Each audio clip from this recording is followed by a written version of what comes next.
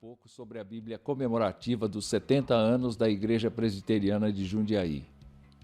Nossa igreja foi organizada em 29 de julho de 1951, portanto, há 70 anos. E de lá para cá, construímos uma presença sólida na cidade e na região. Para comemorar esta data, o Conselho mandou confeccionar 500 exemplares da Bíblia comemorativa dos 70 anos da IPJ. Esta Bíblia possui uma capa flexível com a impressão do selo dos 70 anos na frente e no verso o brasão da IPJ e o da Igreja Presbiteriana do Brasil, nossa denominação. No encarte, temos uma breve história da IPJ e nas páginas seguintes, algumas fotos que remetem aos 70 anos da Igreja com várias gerações. A versão desta Bíblia é a Nova Almeida atualizada, com letras grandes, para ajudar você na sua leitura. Quero lembrá-lo que esta Bíblia é uma edição limitada e você não pode ficar sem ela. Para você que tem interesse, então, em adquirir, é muito fácil. Basta apontar o seu celular para o QR Code que aparece aqui embaixo e solicitar o seu exemplar. Ou, se preferir, pode ligar no telefone que aparece no vídeo, de segunda a sexta-feira, das 8h30 às 16h30 e falar com a nossa secretaria.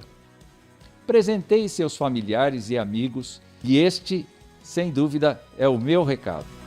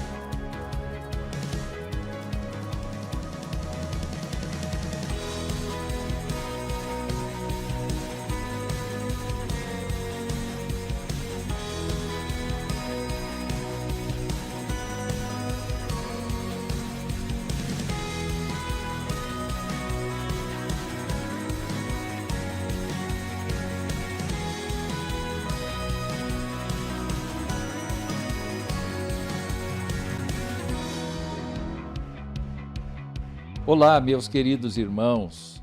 Estou aqui para falar um pouco sobre a Bíblia comemorativa dos 70 anos da Igreja Presbiteriana de Jundiaí. Nossa igreja foi organizada em 29 de julho de 1951, portanto, há 70 anos. E de lá para cá, construímos uma presença sólida na cidade e na região. Para comemorar esta data, o Conselho mandou confeccionar 500 exemplares da Bíblia comemorativa dos 70 anos da IPJ. Esta Bíblia possui uma capa flexível com a impressão do selo dos 70 anos na frente e no verso o brasão da IPJ e o da Igreja Presbiteriana do Brasil, nossa denominação. No encarte, temos uma breve história da IPJ e nas páginas seguintes, algumas fotos que remetem aos 70 anos da igreja com várias gerações. A versão desta Bíblia é a Nova Almeida atualizada, com letras grandes, para ajudar você na sua leitura. Quero lembrá-lo que esta Bíblia é uma edição limitada e você não pode ficar sem ela. Para você que tem interesse, então, em adquirir, é muito fácil. Basta apontar o seu celular para o QR Code que aparece aqui embaixo e solicitar o seu exemplar. Ou, se preferir, pode ligar no telefone que aparece no vídeo de segunda a sexta-feira, das 8h30 às 16h30 e falar com a nossa secretaria. Presenteie seus familiares e amigos e este, sem dúvida, é o meu recado.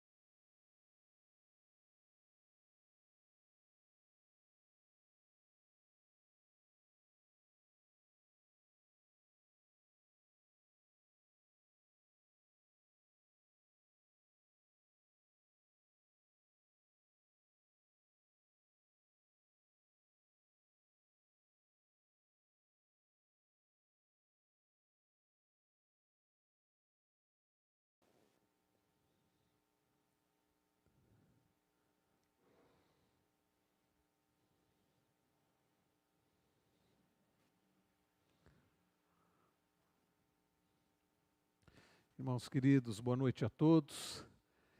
Não sei se o áudio está ok aí, tudo bem? Ok. Muito bom receber os irmãos aqui. Cada quinta-feira, né, nós temos recebido mais irmãos. Muito bom ter vocês aqui. Os irmãos que nos acompanham de casa também. Dona Ruth, Eudine, Wanda, Dona Marta, o Eduardo. Aliás, o Eduardo fez uma pergunta na semana passada, só depois eu vi, sobre a diferença entre o medo e o temor. Daqui a pouco nós falaremos sobre isso. Seu Josias Amaral, nossa irmã Cristina Gomes, seu Daniel, Dona Emília, José Roberto Veronese, minha mãe também, Dona Ivonete, o Adalberto, Diácono Adalberto, Dona Creuza. Muito bom ter os irmãos e aqueles outros que nos acompanham de suas casas e não escreveram aqui no chat. Irmãos, nós somos gratos a Deus pela oportunidade de podermos estudar a sua preciosa palavra e nós vamos orar pedindo a Deus que nos direcione, que nos abençoe nesse tempo de estudo da sua preciosa palavra. Feche seus olhos, aqueles que nos acompanham de suas casas também, busque a Deus agora. Nós precisamos da iluminação do Espírito Santo para podermos compreender a palavra preciosa, inspirada do Senhor. Pai Celestial, damos-te graças por esta oportunidade de estudarmos a Tua palavra. Tua palavra será explicada, será lida, nós meditaremos nela, meditaremos num assunto tão sério e que causa tanto mal, que é o egoísmo. Pedimos-te, ó Deus, que nos ajude a sermos bons ouvintes, mas também praticantes da Tua palavra. E nós sabemos que só com a Tua ajuda e pela Tua graça poderemos vencer o egoísmo, o grande amor com que nos amamos e para amar ao Senhor sobre tudo e ao próximo como a nós mesmos. Fala conosco, ó Deus, fala ao nosso coração e mova, Senhor, o nosso coração para temermos somente o Teu nome. É no precioso e santo nome de Jesus que nós oramos gratos. Amém. Amém. Queridos, nós estamos então tratando sobre o tema egoísmo, do amor a si mesmo ao amor ao próximo. Os irmãos estão acompanhando aí os slides e o nosso texto base do nosso estudo é 2 Timóteo 3, 1 a 5, quando o apóstolo Paulo diz que nos últimos dias sobrevirão tempos difíceis, pois os homens, as pessoas serão egoístas. As pessoas serão egoístas. E numa outra versão, que é a Revista e Corrigida, ela traduz amantes de si mesmos. Eu tenho dito que esta tradução capta bem o significado da palavra original, né? Filautói, que é alguém que ama a si mesmo, é um amante de si mesmo. E nós temos visto, queridos, que o egoísmo é um pecado maior, um pecado que acaba gerando outros pecados, como a avareza, como a presunção, né, o orgulho, a soberba, que leva as pessoas a blasfemarem, a desobedecerem aos pais, a serem ingratos, profanos, essa lista que Paulo traz aqui. Esses pecados, e eu não vou chamar de pecados menores, porque todo pecado é grave, é contra o caráter santo de Deus, mas poderia chamar de pecados secundários, ou pecados que acabam acontecendo por causa do pecado que é o egoísmo. Alguém que ama a si mesmo e que se ama muito, um amante de si mesmo. Em outras palavras, um egoísta. Irmãos, nós temos lidado com esse assunto e nós já aprendemos que o egoísmo nada mais é do que a falta do amor bíblico ou aquilo que é oposto ao amor bíblico. O amor bíblico significa você se doar, é o compromisso sólido de você agir sacrificialmente em favor do outro. Então, o amor bíblico, segundo as Escrituras, o amor nos custa algo. É por isso que Deus amou ao mundo de tal maneira que fez o quê? Deu seu Filho unigênito. E isso é João 3,16. E 1 João 3,16 fala de Jesus que deu a vida, né, por nós, e nós devemos dar a nossa vida em favor dos nossos irmãos. Este é o amor bíblico. É o amor que envolve sacrifício. É o amor que envolve sacrifício. Nós vimos também, queridos, que egoísmo é para todos os efeitos e propósitos o equivalente prático de pecado. Egoísmo é pecado. É eu estar voltado apenas para mim mesmo ou acima de tudo a mim mesmo. E quando eu me volto acima de tudo a mim mesmo, quando eu me amo muito, eu não estou amando a Deus sobre todas as coisas. Eu estou sendo um ídolo, né? Aliás, quando nós falamos de idolatria, às vezes as pessoas dizem assim, somente os evangélicos, não, eu não sou idólatra, eu nem tenho imagens na minha casa. Bem, você pode não ter imagens na sua casa, mas é possível que você seja idólatra sim. Como eu sei se eu sou idólatra ou não? Lá em Êxodo 3, o Senhor, aliás, em Êxodo 20, Deus diz assim, não terás outros deuses diante de mim. O que pode ser um Deus diante do nosso Deus? Qualquer coisa. O trabalho, o emprego pode ser um Deus diante do nosso Deus. Um filho, um cônjuge, um objeto. Em geral, o nosso maior ídolo somos nós mesmos. Quando nós vivemos para nós mesmos, nós fazemos o que fazemos pensando, acima de tudo, em nós mesmos. Então, por isso, queridos, que o egoísmo é equivalente prático de pecado. Porque eu ser egoísta significa que eu me amo muito. E eu me amo mais do que a Deus. Então, eu estou sendo um Deus para mim mesmo, um ídolo. E aí fazemos ídolos menores. Existe um ídolo talvez dominante, maior, que sou eu mesmo, e aí eu tenho ídolos menores.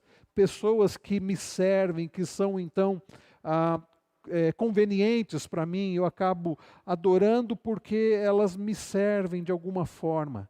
Então, egoísmo é pecado. Nós vimos, queridos, que egoísmo está diretamente relacionado com o medo pecaminoso. E aí, respondendo à pergunta do Eduardo Kenji, né? O medo o medo pecaminoso é quando eu me deixo, por exemplo, dominar pelo medo, o medo paralisante, a minha falta de confiança em Deus. Medo, existe o medo normal, que é aquele senso de cuidado. Então a pessoa tem medo de altura e ela não vai se colocar numa situação de risco, que ela possa sofrer uma queda.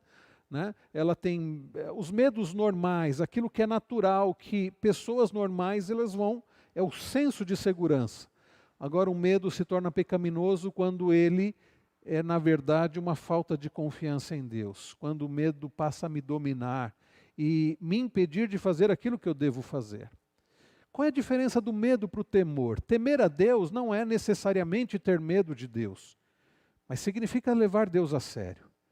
Quem teme a Deus é alguém que sabe quem Deus é. Ele não é um igual a nós. Eu não trato a Deus como o cara lá de cima, né? Como algumas pessoas falam, né? Eu não trato a Deus como alguém que é um amigo meu, né? Não, Deus é um ser santo, todo-poderoso, criador de todas as coisas, que tem controle sobre todas as coisas. Então, eu tendo essa visão de quem Deus é, eu o respeito. E eu o levo a sério. Um texto que, para mim, mostra muito claramente a diferença entre medo e temor.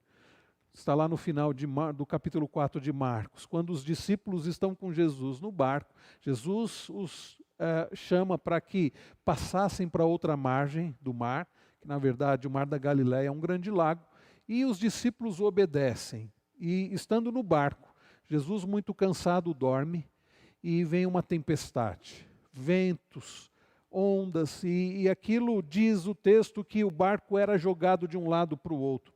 Algo muito forte. A ponto de fazer com que aqueles homens que eram pescadores experimentados, já haviam estado naquele local, no barco várias vezes, mas eles ficam com medo.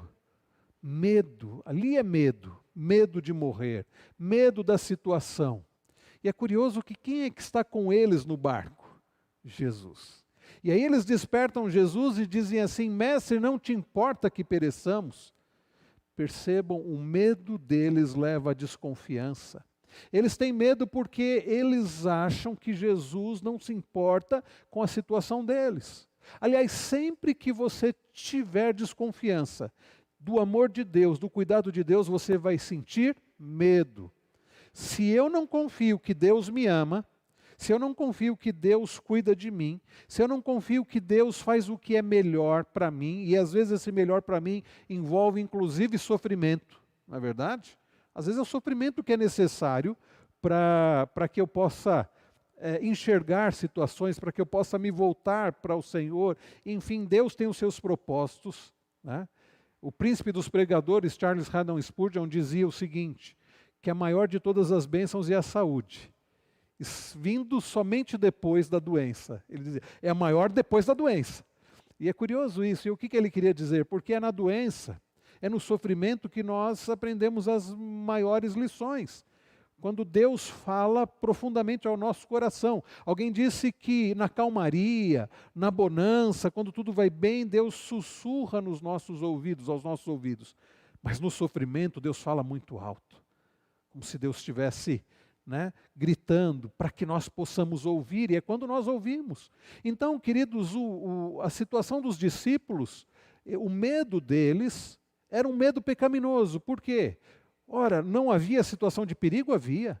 Mas o problema, por que o medo era pecaminoso? Quando eles despertam a Jesus, e Jesus dá ordem à própria criação, dizendo para o mar e para as ondas, para o vento, acalma-te, emudece.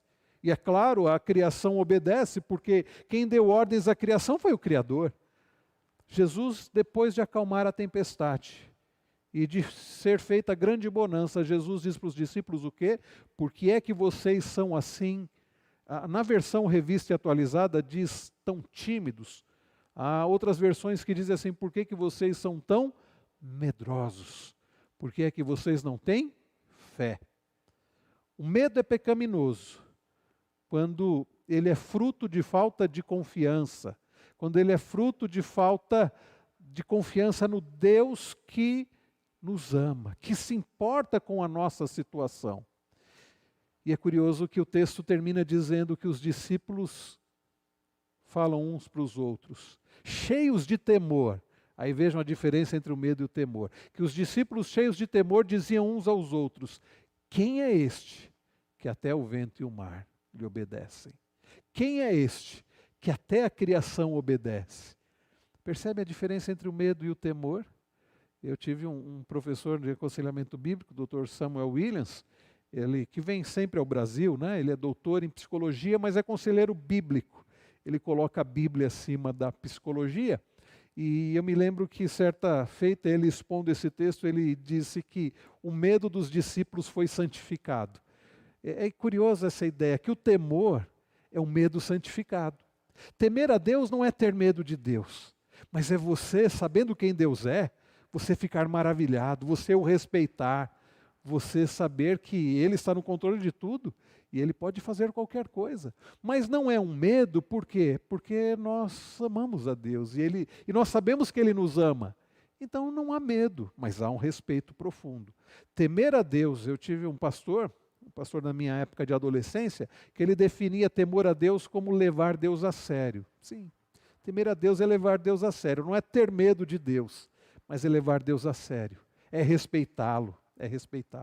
Então essa é a diferença. O medo, ele nos leva ao sofrimento. O temor nos leva à confiança. O medo nos leva a desconfiar de Deus, ou a desconfiança nos leva ao medo, mas o temor nos leva a adorar ao Senhor, nos leva a adorá-lo. Tá? Nós aprendemos que o egoísmo está diretamente relacionado com o medo pecaminoso. Eu sou egoísta e a antítese do medo é o amor, porque o amor lança fora o medo, assim como também é do egoísmo. O amor é a antítese do egoísmo. Então, queridos, tanto o medo quanto o egoísmo, eles são vencidos pelo amor, porque no perfeito amor não há medo. E por fim, na semana passada nós aprendemos que egoísmo é sobrepor a minha vontade à de Deus, é dizer, eu quero que seja feita a minha vontade, tem que ser feita a minha vontade. E quando eu ajo assim, é porque no fundo eu não confio que a vontade de Deus é a melhor. Porque se eu confiasse, eu oraria como o Senhor Jesus nos ensinou, seja feita a tua vontade, assim na terra como nos céus. Se eu confiasse em Deus de todo o coração e o amasse, eu oraria como Jesus orou, num momento de grande angústia da sua alma. Momento antes da crucificação, Jesus diz, Pai, passa de mim esse cálice. Se possível, passa de mim esse cálice. Contudo, seja feita a tua vontade. Queridos, então, egoísmo é sobrepor a minha vontade à de Deus, é dizer a minha vontade tem que ser feita. Eu sei o que é melhor para mim. Às vezes nós dizemos isso para os outros. Os adolescentes dizem isso para os pais. Eu me lembro de ter dito isso. Eu sei o que é melhor para mim. E não sabia, né? Eu não sabia. Em geral, não sabemos. E às vezes a gente diz isso para Deus. Ou não diz isso, não tem coragem de dizer isso para Deus, mas pensa: Senhor, eu quero namorar com aquela pessoa, tem que ser ela, eu sei o que é melhor para mim. Senhor, eu tenho que casar com aquela pessoa. Senhor, eu quero aquele emprego, eu preciso daquele emprego. Aquele emprego é o melhor para mim. Aquela situação financeira é a melhor para mim. O conforto é o melhor para mim. Deus sabe o que é melhor para nós, melhor do que nós mesmos. Já imaginaram se Deus tivesse respondido sim para todas as nossas orações? Teria sido terrível, uma tragédia. Mas graças a Deus, Ele sabe o que é melhor para nós. Paulo fala da perfeita vontade de Deus, da vontade de Deus que é boa, perfeita e agradável. Não tem coisas hoje, olhando para trás, que você diz assim: puxa, eu pensei que tal coisa era melhor para mim. Graças a Deus que Ele não me deu. Não tem coisa. Ou coisas que a gente insistiu e fez, e aquilo nos fez mal. Então, queridos, nós aprendemos que egoísmo é sobrepor a nossa vontade à de Deus. Bom, aqui foi apenas uma recapitulação, acho até que eu já gastei bastante tempo nessa recapitulação. Os estudos passados estão aí no canal da nossa igreja do YouTube, vocês podem assistir. Hoje, eu quero ter um estudo aqui um pouco mais prático, deixar para vocês algumas sugestões para vencer o egoísmo. Isso é muito importante. Ok, nós já vimos que o egoísmo é pecaminoso, já vimos que o egoísmo é falta de amor, nós já vimos que o egoísmo está ligado ao medo, é querer colocar a nossa vontade, sobrepor a nossa vontade à de Deus, é sermos obstinados, tá bom, entendemos tudo isso. Agora a pergunta principal é: como resolver o problema? Como então lutar contra o egoísmo? Como vencer o egoísmo? Esta é a pergunta principal. É isso que nós precisamos saber: como vencer o egoísmo. Nós vamos deixar algumas sugestões bem práticas, né? Na verdade, quem dá essas sugestões é o Lu Priolo no seu livro Egoísmo, que ele aprendeu com um grande puritano do século XVII, Richard Baxter. Aliás, se você puder, né,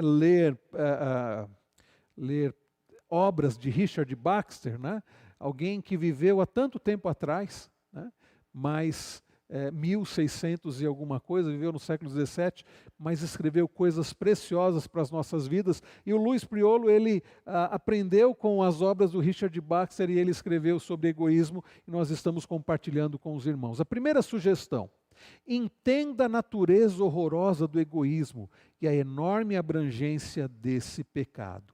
É verdade, irmãos, que nem deveria ser necessário falar que nenhum de nós é capaz de parar o surgimento de qualquer pecado, muito menos essa fonte de todo pecado, né?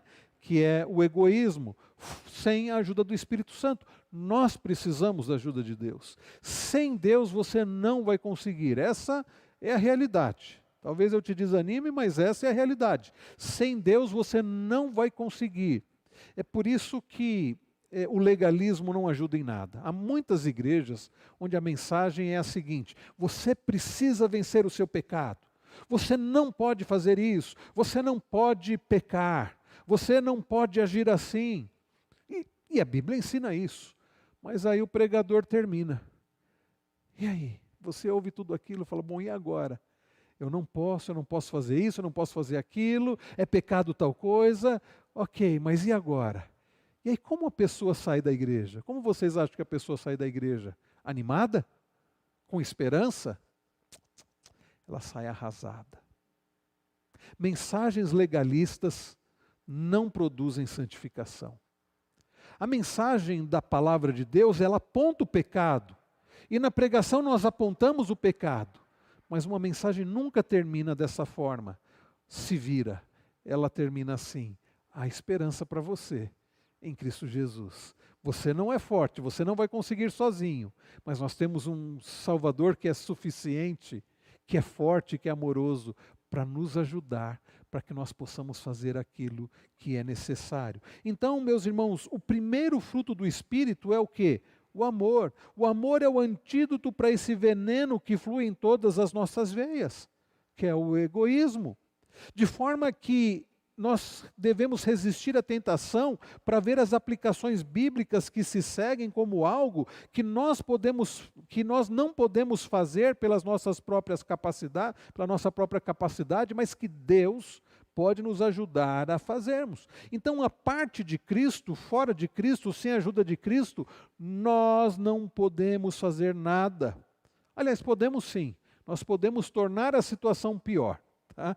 A parte de Cristo, a única coisa que nós podemos fazer é tornar a situação pior. E conforme disse o Richard Baxter, ele diz assim: entenda a natureza horrorosa do egoísmo e a enorme abrangência desse pecado. Nós nunca podemos perder de vista o fato de que o egoísmo é o pecado do qual todos os outros fluem. O egoísmo, as pessoas podem dizer por aí, não, é só uma questão de ponto de vista, é só uma questão de temperamento, e não é tão errado assim. Aliás, desde a década de 60 para cá, é dito muito que o principal problema do ser humano é a baixa autoestima. Já ouviram isso? O principal problema do ser humano é a baixa autoestima. E se o ser humano ele tiver uma autoestima, né, elevada, se ele se amar mais, aí sim ele vai vencer os seus problemas. Isso é terrível, porque o principal problema do ser humano não é uma estima própria baixa, uma autoestima, né, negativa, baixa, mas é que a pessoa, inclusive, que fica pensando só nela mesma, coitadinho de mim, eu não sou nada, eu não sou ninguém, é alguém que está muito focado em quem? Nele mesmo. Inclusive, a autocomiseração também é sinal de egoísmo. Coitadinho de mim, ninguém me ama, ninguém me quer, eu não faço nada certo. Em quem a pessoa está pensando? Em quem? Nela mesma. E a pessoa que diz assim, não, eu sou muito bom, né? Em quem ela está pensando? Nela mesma. Percebem que tanto o egoísmo, tanto o orgulho quanto a autocomiseração são dois lados da mesma moeda. Alguém que se ama muito. E é por isso que nós precisamos entender que o egoísmo ele é pecado. Mortificar o egoísmo, e é o que precisa acontecer, mortificar o egoísmo é subjugar o principal inimigo da sua alma.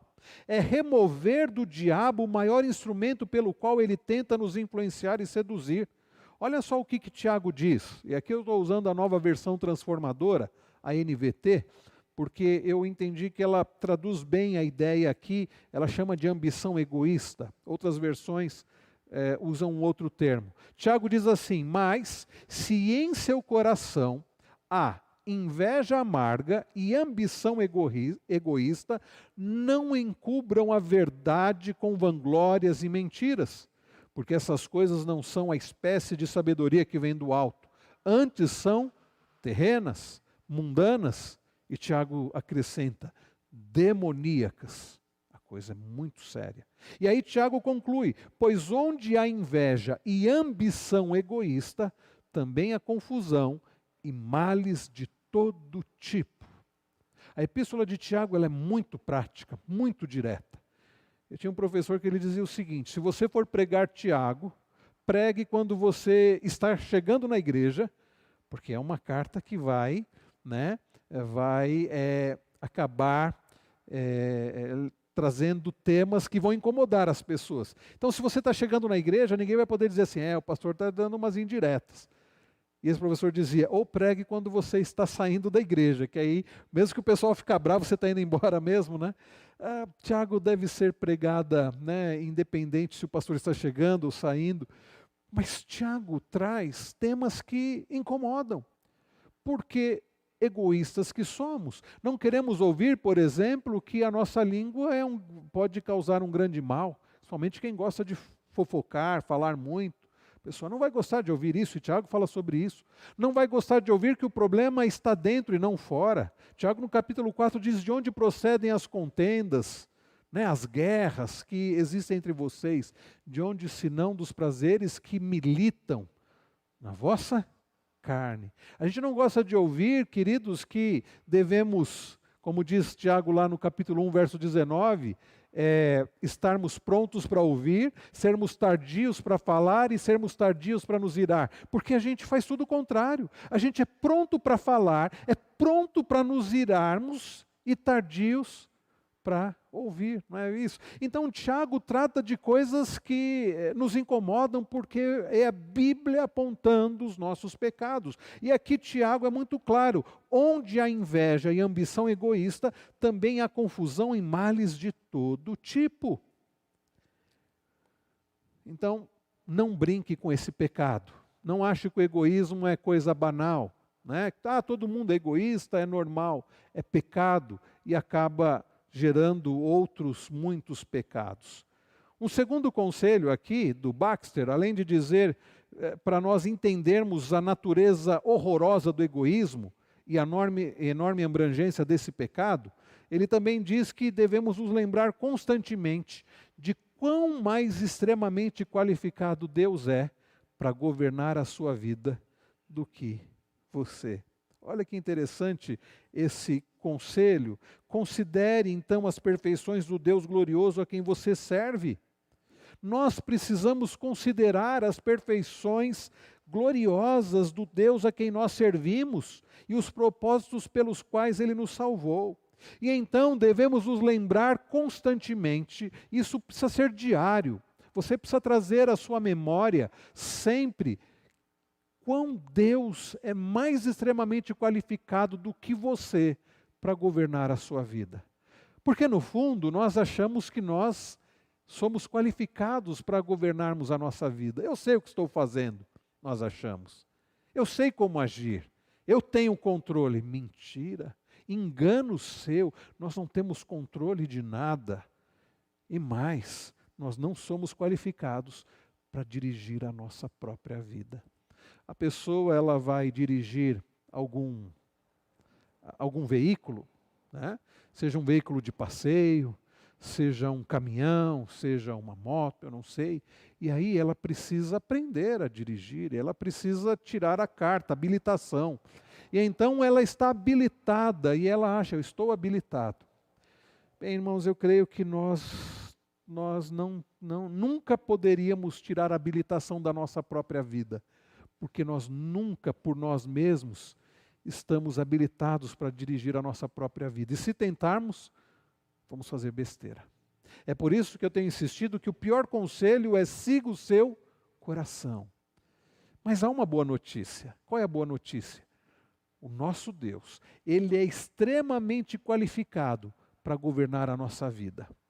E então, o que nós devemos trazer à nossa memória? Esse conselho é muito prático para você e para a minha vida também. Aliás, Jeremias já havia ensinado isso lá em Lamentações. Quando Jeremias escreve Lamentações de Jeremias, capítulo 3, ele vai trazendo uma série de relatos bem complicados. Mas quando chega no verso 21, ele diz assim, quero trazer à memória o que me pode dar, o quê? Os irmãos se lembram? Esperança. Aí Jeremias não diz assim, eu sou muito forte, eu sou muito bom, a situação vai melhorar, o povo é bom, nada disso. Se você olhar Jeremias 3, depois do verso 21 que ele diz que ele deveria trazer à sua mente o que podia lhe dar esperança, a partir do verso 22 ele passa a trazer à sua memória as qualificações de Deus, os atributos de Deus.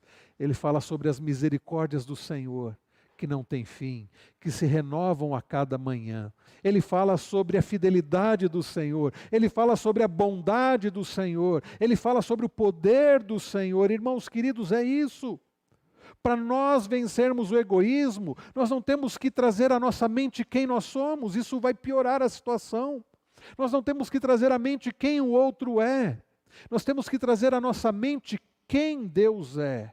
Se os discípulos que estavam no barco com Jesus soubessem que aquele que estava com ele tinha poder para dar ordem à criação, era o Criador de todas as coisas, era o Todo-Poderoso, o próprio Deus, eles não teriam tido medo. Mas é porque eles não sabiam quem Jesus era, a ponto de dizerem, quem é este que até o vento e o mar lhe obedecem? Irmãos, é sobre Deus, é quem Deus é que nós temos que trazer à memória. O salmista no Salmo 103, verso 19, ele mostra que ele sabia quem Deus era. Nos céus o Senhor estabeleceu o seu trono e o seu reino domina sobre o quê? Tudo. Essa é a compreensão do salmista. E essa deveria ser a nossa compreensão. Aliás, quando a Bíblia traz expressões do tipo céus, o Senhor está no céu, o trono do Senhor, o que é isso senão a linguagem para mostrar a majestade, o poder, a glória, a soberania de Deus, o governo absoluto do Senhor. Contra o nosso egoísmo, nós temos que trazer à memória que nós temos um Deus suficiente. Somos fracos, mas temos um Deus forte. Nos céus o Senhor estabeleceu o seu trono. O trono do Senhor está acima de todas as coisas, por isso a ideia de céu. E o seu reino domina sobre tudo. Lembre-se constantemente de quão mais extremamente qualificado Deus é para governar a sua vida do que você. Não pense que você é melhor do que Deus. É Deus quem governa sobre tudo, é Deus que sabe todas as coisas, é por isso que Ele está mais qualificado para governar a sua vida do que você mesmo. Será que precisa vir um vírus para mostrar o quanto nós somos fracos? Olha o que Paulo escreve a Timóteo, a qual no tempo certo há de ser revelada pelo bendito e único soberano, o Rei dos Reis e Senhor dos Senhores, o único que possui imortalidade, que habita em luz inacessível, a quem ninguém jamais viu, nem é capaz de ver.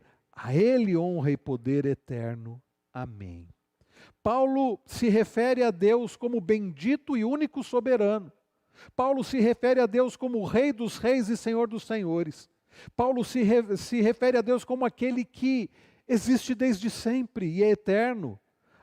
O único que possui imortalidade. Sim, Deus é o único que possui imortalidade. É aquele que habita em luz inacessível. É aquele que ninguém nunca jamais viu, a não ser através de Cristo. E em Romanos, ele fala também: ó profundidade da riqueza, tanto da sabedoria como do conhecimento de Deus. Com insondáveis, Paulo vai trazendo sobre como nosso Deus é glorioso, é insondável, está acima de nós. É por isso que ele conclui dizendo a Ele, pois seja a glória eternamente. Então lembre-se de quem Deus é, para que você não tenha dúvidas de que Ele é poderoso para dirigir a sua vida. Considere as perfeições de Deus. Você realmente acha que é mais capaz de cuidar da sua própria vida do que Deus? Não é. Ele, queridos, te salvou, nos salvou e nos predestinou para sermos conforme a imagem de Cristo. E então realmente não podemos achar, não podemos aprimorar coisa alguma. Ele é soberano. Ele sabe melhor do que nós o que é melhor para nós. Então, que espaço vai sobrar para a soberba, para o orgulho, para o egoísmo? Não deve sobrar nenhum espaço. Se você ficar olhando para você, achando que você é alguma coisa, você vai piorar a situação. Agora, se você olhar para quem Deus é, isso vai te humilhar. Isso vai ferir o seu egoísmo. Ótimo, é o que nós precisamos. Nós precisamos, queridos, ter o nosso orgulho, o nosso egoísmo ferido. Isso acontece quando nós tiramos os olhos de nós mesmos e começamos a olhar para o Todo-Poderoso. E então nós temos o nosso orgulho, a nossa soberba ferida. Ok, até aqui, queridos, esses conselhos. Próximo, estabeleça em seu coração procurar o amor de Cristo diligentemente. E ao fazê-lo, sabe o que vai acontecer? O egoísmo fugirá. Estabeleça em seu coração. Isso significa firme um propósito. Eu acho interessante lá em Daniel 1, diz que Daniel resolveu firmemente não se contaminar com as finas iguarias do rei. Firmeza de propósito, decisão. Resolva de todo o seu coração procurar o amor diligentemente. O amor de Cristo diligentemente. É algo que você precisa buscar. O amor de Cristo diligentemente. Queridos, nós somos tão egoístas, isto é, nosso amor por nós mesmos é tão forte, que um amor muito mais forte do que o nosso é necessário para dominar o nosso amor. Somente um amor mais forte do que o nosso é capaz de dominar o nosso egoísmo. Então, no momento, e somente nesse momento, em que nós compreendermos verdadeiramente o amor de Cristo por nós e tornarmos nosso alvo mostrar seu amor aos outros, é nesse momento que derrotaremos o nosso egoísmo. Você já parou para pensar no amor de Cristo? Jesus Cristo diz assim: eu sou o bom pastor dá a vida pelas suas ovelhas. Jesus Cristo é que foi quem disse para Nicodemos, lá em João 3,16, que Deus amou o mundo de tal maneira que deu seu Filho unigênito para que todo que nele crê não pereça, mas tenha vida eterna. Foi Jesus Cristo quem disse que Ele é a porta, Ele é o bom pastor. Considere o amor de Cristo, que foi capaz de levá-lo à cruz.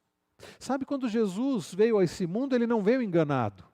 Ele sabia por que ele estava vindo. Ele deixou a sua glória. Paulo fala um pouco sobre isso, por exemplo, em Filipenses 2, em outros textos.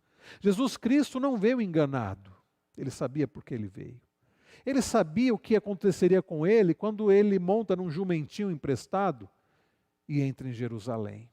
Ele sabia que mesmo as pessoas ali dizendo hosana ao que vem em nome do Senhor, com palmas, né? Ele sabia que daqui a algumas horas eles estariam dizendo crucifica-o, crucifica-o. Ele sabia quando ele se reuniu com os seus discípulos, quando ele entra em Jerusalém na Páscoa, na festa da Páscoa, e se reúne com os seus discípulos no cenáculo, que era uma sala grande, e ele institui a ceia. Quando ele se agacha com uma toalha e passa a lavar os pés dos seus, ele sabia que um deles, horas depois, iria beijá-lo, traindo, por causa de algumas poucas moedas de prata. Ele sabia, queridos, e mesmo assim ele o fez. E é curioso que lá em João 13 diz, o texto que narra quando Jesus lava os pés dos seus, ele diz assim, que tendo amado os seus, amou-os até o fim. Não é forte isso? Ele sabia, queridos, que ele seria cravado numa cruz, seria humilhado, cuspido, seria morto. E nada disso impediu dele fazer o que ele fez. Sabe por quê? Por causa do seu grande amor. Amor ao Pai e amor por nós. Então, queridos, é sobre este amor é esse amor que nós devemos procurar diligentemente. Estabeleça em seu coração procurar o amor de Cristo de forma diligente. Olha o que Paulo escreve aos Efésios. E assim, pela fé, que Cristo habite no coração de vocês, e estando vocês enraizados e alicerçados em amor. Isto para que, com todos os santos, vocês possam compreender qual é a largura, o comprimento e a altura e a profundidade, e conhecer o amor de Cristo, que excede todo entendimento, para que vocês fiquem cheios de toda a plenitude de Deus. Irmãos, é isso, é o amor de Cristo que nos controla, é um amor em 4 dimensões. É curioso, Paulo fala aqui de compreender qual é largura, comprimento, altura e profundidade. Largura, comprimento, altura e profundidade. Paulo fala aqui de 4 dimensões que excede nossa habilidade natural de entender, extrapola a nossa compreensão. Agora, isso, claro, requer, primeiramente, que o Espírito Santo abra os nossos olhos e derrame o amor de Cristo dentro dos nossos corações. Aliás, escrevendo aos Romanos, no capítulo 5, verso 5, Paulo diz que o amor de Cristo foi derramado em nossos corações. Então, a boa notícia é que nós podemos buscar diligentemente esse amor, porque esse amor já foi derramado em nossos corações. E o amor por nós mesmos pode ser derrotado somente por um amor mais poderoso. O amor de Cristo é mais poderoso que o nosso. Busquemos esse amor de forma diligente. Tá? O apóstolo Paulo também, escrevendo aos Efésios, no capítulo 4, ele diz: quanto à maneira antiga de viver, vocês foram instruídos a deixar de lado a velha natureza, que se corrompe segundo desejos enganosos, e se deixar renovar no espírito do entendimento de vocês, e a se revestir da nova natureza, criada segundo Deus, em justiça e retidão, procedentes da verdade. Paulo aqui nesse texto, ele trabalha o que nós chamamos, em algumas versões até aparece despir e revestir. Quando ele diz aqui deixar de lado a velha natureza, algumas versões falam assim, você se despir da velha natureza. E aí Paulo diz assim, se deixar renovar pelo Espírito de entendimento e se revestir da nova natureza. É aqui o processo do despir-se e revestir-se. Eu ia fazer uma coisa, mas eu desisti. Eu ia pegar aqui um copo de água e um jarro e encher metade do copo, mas eu pensei, vou acabar de derramar, melhor não. Mas é uma forma de explicar isso. Você pega e enche, ou coloca até a metade de água num copo. O que é necessário se você quiser ter outro líquido ali? Você precisa primeiro tirar aquela água. Ok, mas e o que é necessário se você não quiser que nenhuma água fique? Você tem que preencher aquele copo com algo que não vai permitir que água nenhuma entre. O que poderia ser, por exemplo, uma resina. Se você tem um copo e você não quer que a água fique ou que alguém coloque água ali, você precisa usar uma resina que vai encher aquele copo e aquilo vai endurecer e se você tentar colocar água não vai entrar. Bem, esse exemplo é para mostrar que se nós não queremos que o orgulho, o nosso amor próprio encha o nosso coração, nós precisamos de algo que vai impedir que esse amor encha o nosso coração. O que é esse algo, essa resina do exemplo? É o amor de Cristo. É somente o amor de Cristo que vai impedir do nosso amor dominar o nosso próprio coração. Somente o amor de Cristo. E é desse amor que nós devemos nos revestir. É exatamente desse amor. Lá em 1 Timóteo 5, ele fala do propósito, né, de ajudar as pessoas a se revestirem de amor. Nós não vamos ver agora, né, esse texto. E nós já vimos também, queridos, que devemos amar a Deus sobre todas as coisas e ao próximo como a nós mesmos. Então procure diligentemente o amor de Cristo. Procure amar a Deus sobre todas as coisas e ao próximo como a você mesmo. E a base desse amor é o amor de Deus por nós. É por isso que João diz lá em 1 João 3,16, que Cristo deu a sua vida por nós. E agora nós devemos fazer o quê? Dar a vida, estarmos dispostos a dar a vida pelo irmão. É isso que vence o egoísmo, é o amor de Cristo por nós. Você sabia disso? Você tem meditado sobre o amor de Cristo? Do amor de Deus, sobre o amor de Deus, para vencer o egoísmo, medite a respeito deste tão grande amor. Outra sugestão aqui para que você e eu possamos vencer o egoísmo, olha que sugestão preciosa.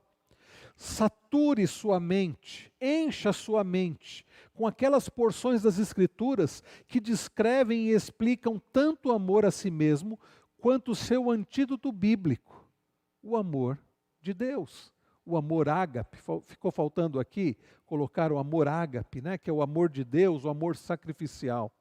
Irmãos, a Bíblia, ela é a palavra de Deus. E a Bíblia não é algo para que você estude de vez em quando. A Bíblia, meus irmãos, é a palavra de Deus que traz aquilo, a vontade de Deus para as nossas vidas. Olha só, a forma singular mais importante como eu e você cooperamos com a obra santificadora do Espírito Santo em nossas vidas é colocando a sua palavra em nossos corações. Vejam, a salvação é uma obra do Senhor. É uma obra do Senhor. Você pode colaborar com essa obra? Não. Jesus fez tudo. Foi o Pai quem escolheu, Jesus quem morreu pelos escolhidos, e o Espírito Santo quem dá fé e quem nos regenera. Então a salvação, por isso que a gente usa a palavra monergismo, né, do grego, que é a ideia de não são forças cooperando em conjunto, mas somente Deus. A salvação é uma obra de quem? É de Deus, é do homem ou é de Deus e do homem? É de Deus. Ele faz tudo. A salvação pertence ao Senhor, diz lá o livro de Jonas. Agora, e a santificação? Bem, A santificação ainda é uma obra do Senhor, mas é uma obra em que Ele resolveu usar a nossa cooperação. Como nós somos santificados? Eu preciso ler a Bíblia? Preciso. Eu preciso orar? Preciso. Deus vai me obrigar a isso? Não. Então a forma, por isso que o autor coloca, a forma singular mais importante como eu e você cooperamos com a obra santificadora do Espírito, é o Espírito quem nos santifica, mas nós cooperamos fazendo o quê? Colocando a palavra de Deus nos nossos corações, ou seja, na nossa mente, porque coração na Bíblia, a ideia do nosso ser interior, a nossa mente. Então, se você quer lutar contra o egoísmo, não basta você dizer assim, Senhor, faze-me mais parecido com teu filho Jesus. E você deve orar. Mas não adianta você dizer, Senhor, eu quero ser menos egoísta. Tá bom. Agora eu vou fazer tantas outras coisas, vou assistir as minhas séries, vou maratonar lá uma série, vou descansar, vou dormir, vou trabalhar, vou... Se eu quero vencer o egoísmo, eu devo orar. E devo então encher a minha mente, o meu coração com a palavra do Senhor. Lá em Colossenses 3,16, Paulo diz que a palavra de Cristo habite, olha a expressão que ele usa, ricamente em vós. Ele poderia ter dito que a palavra de Cristo habite em vocês. Mas Paulo usa essa expressão ricamente para mostrar que nós precisamos de fato encher a nossa mente com a palavra do Senhor. Instruam e aconselhem-se mutuamente em toda sabedoria, louvando a Deus com salmos, hinos e cânticos espirituais, com gratidão no coração. A pergunta é, você tem encharcado a sua mente? Você tem enchido a sua mente com a palavra de Deus? Você tem meditado nesta palavra? Você tem lido esta palavra? Não é por acaso que o livro dos Salmos começa com o Salmo 1, onde o salmista diz que feliz, completamente feliz o homem, a ideia de bem-aventurado é essa, né? Alguém que é completamente feliz, aquele que não anda no conselho dos ímpios, não se detém no caminho dos pecadores, nem se assenta na roda dos escarnecedores. Antes, pelo contrário, diz o salmista, antes tem o seu prazer está na lei do Senhor. E na sua lei, na palavra de Deus, ele medita quando? De vez em quando. Dia e noite. E na sua lei medita de dia e de noite. A pessoa que enche a sua mente com a palavra de Deus, ele é como árvore plantada junto à corrente de águas que no devido tempo dá o seu fruto e cuja folhagem não murcha e tudo quanto ele faz será bem sucedido. Nós vamos vencer o egoísmo à medida que nós vamos enchendo a nossa mente com a palavra do Senhor. Porque é esta palavra que nos confronta. Não é a palavra do elogio do homem dizendo, todo mundo é assim, continua assim. É normal. Mas é a palavra de Deus que nos confronta, que expõe o nosso pecado e que aponta para Cristo, nosso suficiente Salvador e Redentor. Olha só o que o salmista diz no Salmo 119. De que maneira poderá o jovem guardar puro o seu caminho? A resposta que ele dá, observando segundo o quê? A tua palavra. Para alguém guardar puro o seu caminho, ele vai precisar observar a sua vida segundo a palavra do Senhor. E então o salmista diz, de todo o coração te busquei, não deixes que eu me desvie dos teus mandamentos. E aí vem o famoso verso 11. Guardo no coração a tua palavra. Para quê? Para não pecar contra ti. Para não pecar contra ti. O que você deve guardar no seu coração para vencer o seu grande amor por você mesmo, para vencer o seu egoísmo?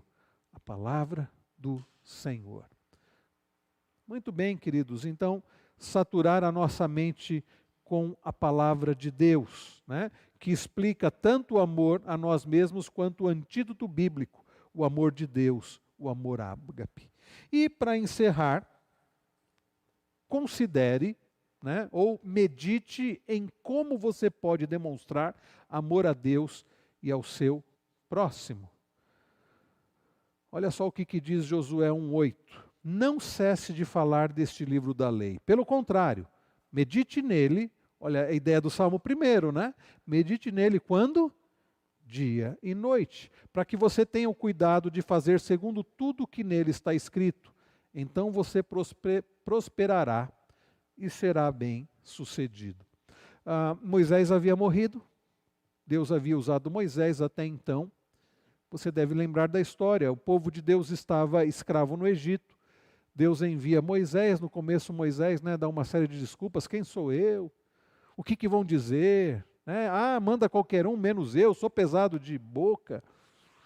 Mas em cada argumento de Moisés, e Moisés não estava errado, ele não era ninguém mesmo, ele era pesado de língua, ele tinha dificuldade para falar, iriam questioná-lo sem dúvida alguma. O problema de Moisés é que ele estava apenas olhando para si mesmo, quando na verdade ele deveria estar olhando para quem?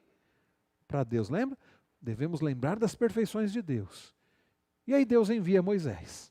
E foi Deus quem agiu. Foi Deus quem mandou as pragas. Foi Deus quem abriu o Mar Vermelho. Foi Deus quem liderou o povo durante os 40 anos do deserto. Não foi Moisés. Foi Deus, usando a vida de Moisés, mas como apenas um instrumento. Foi Deus que fez da rocha sair água. Foi Deus quem deu colunas de fogo para aquecer o povo à noite, nas noites frias do deserto. Foi Deus quem deu nuvens para proteger o povo do sol escaldante no deserto. Foi Deus quem fez tudo. E após a morte de Moisés, Deus diz assim para Josué: o meu servo Moisés morreu. Você fará passar esse povo do Jordão. O povo estava no limiar da terra prometida. Para entrar em Canaã, eles precisavam atravessar o Jordão, um vale. Mas Deus diz o seguinte para Josué: não precisa ter medo não, ser forte e corajoso, não temas, porque eu sou contigo.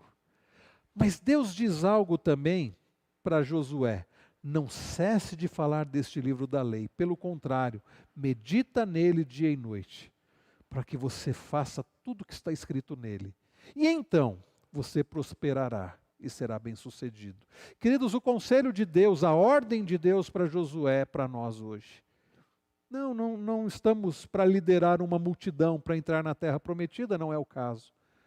Mas nós precisamos da mesma coisa, meditar nesse livro dia e noite. Nós precisamos, queridos, considerar como podemos demonstrar amor a Deus e ao nosso próximo através desse livro.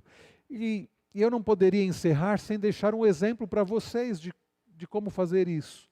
Um dos textos que eu uso muito em aconselhamento bíblico, quando aconselho casais, quando aconselho pessoas que estão lutando contra o egoísmo, e na maior parte, quando eu aconselho casais, o problema maior qual é? Qual é o maior problema do casal? Não é incompatibilidade de gênios, problemas financeiros. Qual é o maior problema? É o que nós estamos tratando aqui, egoísmo. Você tem um marido que pensa em si mesmo, quer ser servido pela esposa. Você tem uma esposa também que pensa muito em si mesma, quer ser servida pelo marido, e você tem dois egoístas convivendo. E quando você tem dois egoístas convivendo, você tem problemas, conflitos. E aí um dos exercícios que eu dou para o casal é exatamente esse. E não só para casais, pessoas que têm problema com egoísmo, e todos nós temos. Eu digo assim, medite em 1 Coríntios 13, de 4 a 7. E a pessoa começa a ler 1 Coríntios 13 e ela lê assim: o amor ele é paciente, verso de número 4, o amor é paciente. E percebam que paciência significa você suportar situações. Eu posso demonstrar paciência ao meu próximo, não ficando irado quando o meu próximo não faz aquilo que eu desejo. Um marido demonstra, por exemplo, paciência com a esposa quando ela não fica pronta na hora certa, ou às vezes é vice-versa. Em casa é o contrário, eu demoro um pouco mais, né? Respondendo calmamente quando o nosso cônjuge questiona as razões para fazer algo, ou o meu filho, ou o meu irmão, o meu amigo. Eu demonstro paciência não esperando que o outro mude os seus hábitos do dia para a noite. Quando sou compreensivo, quando o outro não cumpre os meus pedidos dentro do tempo desejado. Então, uma forma de você trabalhar o seu egoísmo é você meditar no amor. Paulo, em 1 Coríntios 13, mostra o significado do amor. E aí você vai ler 1 Coríntios 13, verso 4 e meditar. Eu tenho sido paciente, paciente com as dificuldades, com as falhas do outro. Paulo diz que o amor é benigno. E então eu vou demonstrar benignidade ou bondade ao outro, concordando que quando o outro mostrar as minhas fraquezas, fazendo bem para o outro mesmo quando ele não merece. Paulo diz que o amor não arde em ciúmes, é a ideia de não invejar. E eu vou demonstrar amor quando eu não ficar competindo com o outro, mas quando eu me alegrar quando o outro prospera. Paulo diz lá em 1 Coríntios 13 também que o amor não se vangloria, não se ufana, nem se ensoberbece. Eu vou lutar contra o orgulho sendo humilde. E você vai ler 1 Coríntios 13 e verificar se você continua orgulhoso, verificando se você tem egoísta, se você tem sido orgulhoso. O amor não se conduz inconvenientemente, não maltrata o outro. O amor não procura os seus interesses, ou seja, o amor não é egoísta. O amor não se exaspera, não se ira facilmente, nem se ressente do mal, não guarda rancor. O amor não se alegra com a injustiça, mas se regozija com a verdade. O amor tudo sofre, tudo crê, tudo espera, tudo suporta. Então, leia 1 Coríntios 13, de 4 a 7, e verifique se você tem sido egoísta ou não. E a cada vez que você ler, você vai perceber que você ainda não chegou lá. Você vai pedir a graça, a misericórdia de Deus, vai pedir perdão e dizer: Senhor, ajuda-me a amar biblicamente, sendo paciente, bondoso, não sendo invejoso, não sendo orgulhoso, não maltratando, não buscando os meus próprios interesses, não mirando facilmente, não guardando rancor, não me alegrando com o que é errado, mas me alegrando com o que é certo, crendo, suportando e esperando. 1 Coríntios 13, de 4 a 7, é um texto que deveríamos meditar nele todos os dias, nos confrontando com um amor bíblico e com o que temos vivido e buscando a graça de Deus para amarmos biblicamente, como Paulo ensina que é o amor em 1 Coríntios 13. Ok? Alguma pergunta aqui, meus irmãos? Sim, André?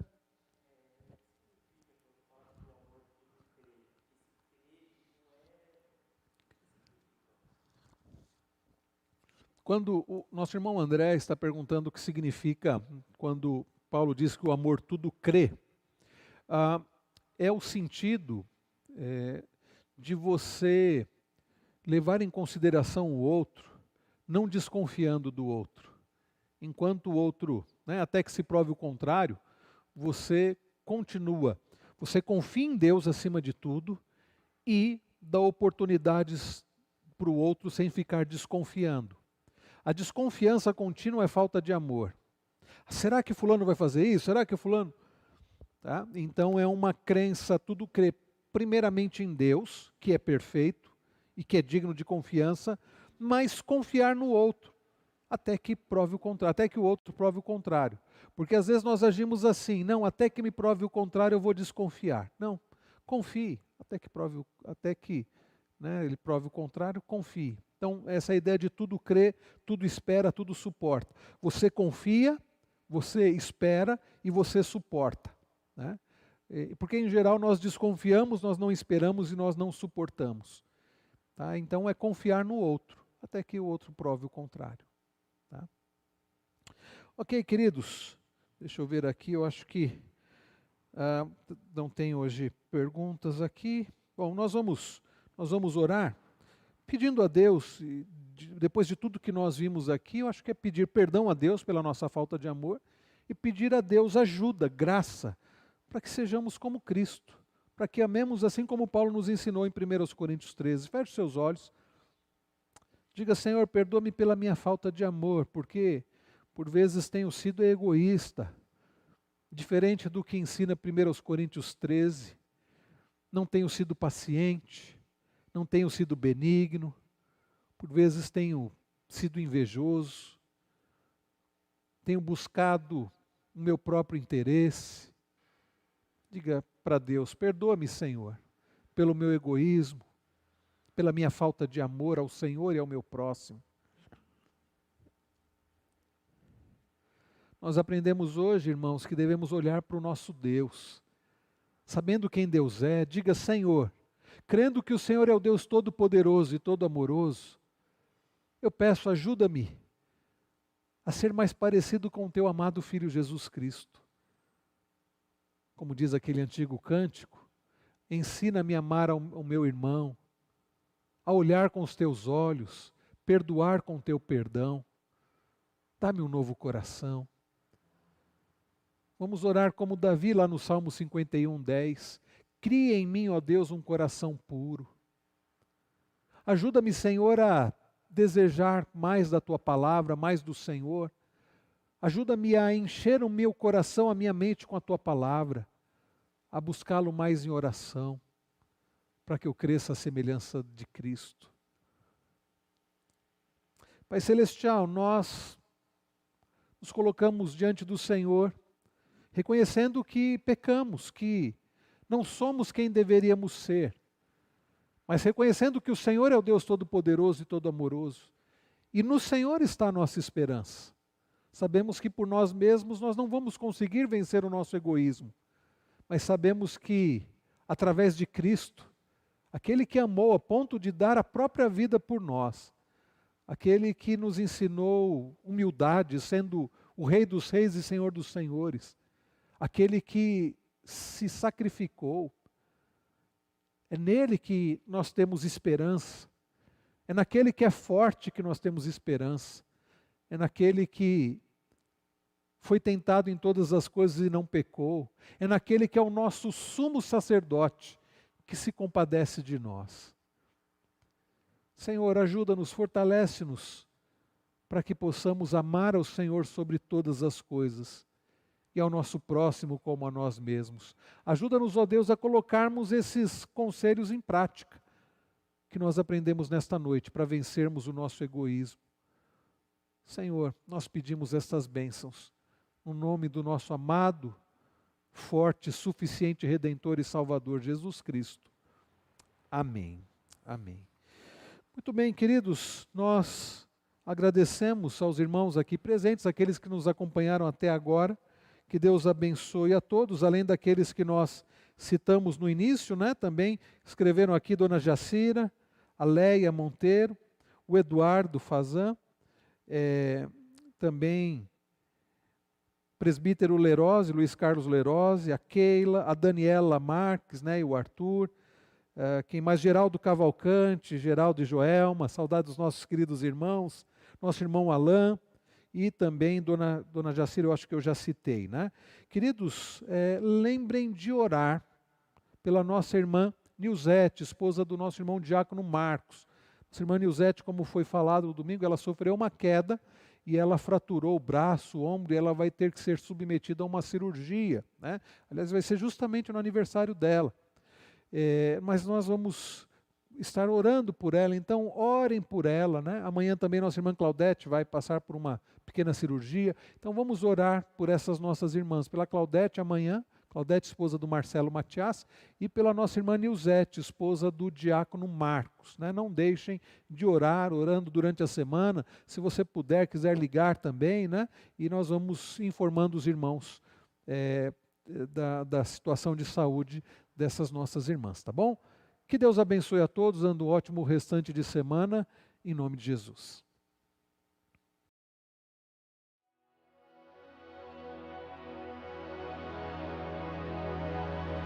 Olá, meus queridos irmãos.